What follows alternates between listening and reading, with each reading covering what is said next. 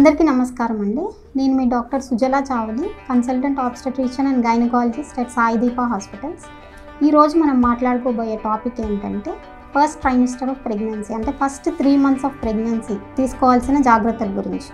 First pregnancy plan చేయాలనుకున్న వాళ్ళు first step ఏంటంటే ఫోలిక్ యాసిడ్ 5 mg. ఈ ట్యాబ్లెట్ అనేది ఖచ్చితంగా ప్రతి ప్రెగ్నెన్సీ ప్లాన్ చేసుకునే ప్రతి ఉమెన్ కూడా తీసుకోవాలండి. ఖచ్చితంగా తీసుకోవాలి, ఏ ఏజ్ అయినా కూడా.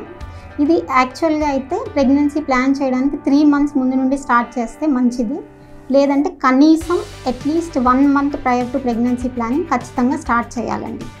ఎందుకు అంటే ఇది చాలా ఇంపార్టెంట్. బేబీకి కొన్ని రకాల న్యూరల్ ట్యూబ్ డిఫెక్ట్స్ అంటారు, ఇవి రాకుండా మనకి ప్రొటెక్ట్ చేయడానికి ఈ మెడిసిన్ చాలా ఇంపార్టెంట్ అండి. ఏ ప్రెగ్నెన్సీకైనా ఫోలిక్ యాసిడ్ తీసుకున్నారు. ప్రెగ్నెన్సీ కన్ఫర్మేషన్ అంటే యూరిన్ ప్రెగ్నెన్సీ టెస్ట్, ఇప్పుడు హోమ్ ప్రెగ్నెన్సీ కిట్స్ ఉన్నాయి, అందరికీ తెలుసు. అది ఎప్పుడు చేసుకోవాలి, ఇది చాలామందికి ఉన్న డౌట్. ఎప్పుడు అంటే మీకు కనుక రెగ్యులర్ పీరియడ్స్ అయితే పీరియడ్ మిస్ అయిన వెరీ నెక్స్ట్ డే మీరు ఇంట్లోనే హోమ్ ప్రెగ్నెన్సీ కిట్తో చేసుకోవచ్చండి. దాంట్లో 2 పింక్ లైన్స్ వచ్చాయంటే అది పాజిటివ్. సో ఎన్నో మంత్స్ వెయిటింగ్ తర్వాత ఆ 2 మ్యాజికల్ లైన్స్ కోసం వెయిట్ చేసి వచ్చిన వారందరికీ నా కంగ్రాచులేషన్స్ అండి. So urine pregnancy test positive వచ్చింది. నెక్స్ట్ స్టెప్ ఏంటి, డాక్టర్ని ఎప్పుడు కన్సల్ట్ అవ్వాలి. చాలామందికి ఉన్న అపోహ ఏంటంటే అండి 3 months కంప్లీట్ అయ్యాక లేదంటే 4th monthలో వెళ్ళి డాక్టర్ని కలుద్దాము, ఇప్పుడు అంత అర్జెంటుగా కలిసి ఏముంది అని అనుకుంటారండి.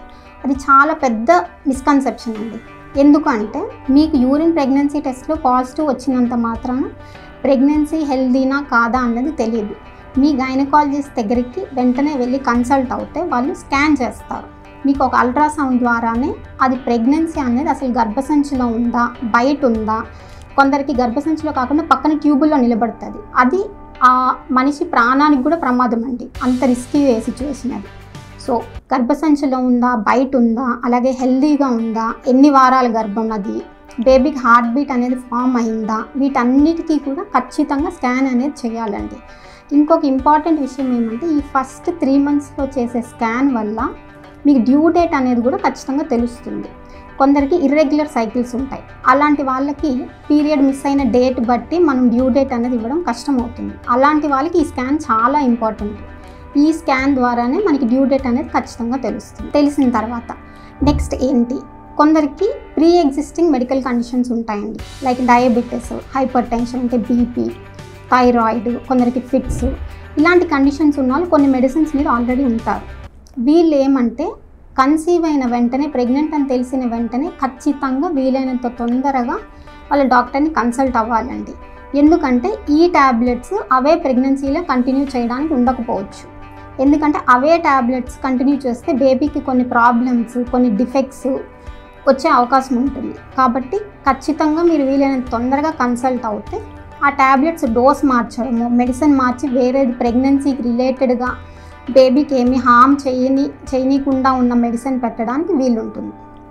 నెక్స్ట్ ఫస్ట్ 3 monthsలోని చేయకూడని పనులు ఏంటి, ఫస్ట్ 3 monthsలో లాంగ్ జర్నీస్ అనేవి చేయకూడదండి. అలాగే ఫస్ట్ 3 monthsలోని చాలా జాగ్రత్తగా ఉండాలి. కొందరికి ఏమంటే ప్రీవియస్ మల్టిపుల్ అబార్షన్స్ హిస్టరీ ఉంటుంది, అంటే 3rd month 4th monthలో బ్లీడింగ్ అయ్యి అబార్షన్స్ అయిన హిస్టరీ ఉంటుంది. అలాంటి వాళ్ళు భార్యాభర్తలు ఇద్దరు కూడా ఫస్ట్ 3 months వీలైనంత వరకు దూరంగా ఉండాలి. అలాగే ఫస్ట్ 3 monthsలోని హెవీ వెయిట్స్, ఎక్కువ బరువులు ఎత్తడం అలాంటివి చేయకూడదండి. నెక్స్ట్ ఫుడ్ విషయం తీసుకున్నట్లయితే ఫస్ట్ 3 monthsలోని ఫుడ్, ఎలాంటి ఫుడ్ తీసుకోవాలి, మెయిన్ హైడ్రేషన్ చాలా ఇంపార్టెంట్ అండి. ఎందుకంటే ఫస్ట్ 3 monthsలో చాలామందికి వామిటింగ్స్, కడుపులో తిప్పడం ఇలాంటివి ఉంటాయి. కాబట్టి బాడీలో వాటర్ కంటెంట్ని చూసుకోవాలి. వాటర్, లిక్విడ్స్ బాగా తీసుకోవాలి. అలాగే ఫ్రూట్స్, ఫ్రెష్ ఫ్రూట్స్, వెజిటబుల్స్ బాగా తీసుకోవాలి. అయితే కొందరికి బాడీలోని ఆ టైంలో ఉన్న హార్మోన్స్ వల్ల ఫుడ్ ఎవర్షన్స్ ఉంటాయండి. అంటే కొందరికి కొన్ని ఫుడ్స్ పడవు, కొన్ని స్మెల్స్ పడవు, కొందరికి కొన్ని చూడగానే తినబుద్ధి కాదు.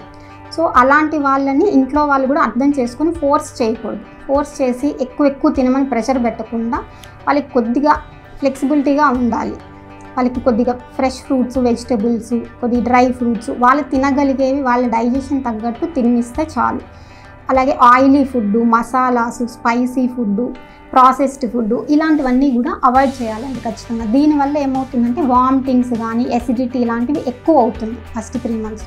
సో ఇవ్వండి ఫస్ట్ 3 మంత్స్కి సంబంధించి మనం తీసుకోవాల్సిన జాగ్రత్తలు ఇవి. హోప్ ఈ వీడియో మీ అందరికీ నచ్చిందని ఆశిస్తున్నాను. Thank you.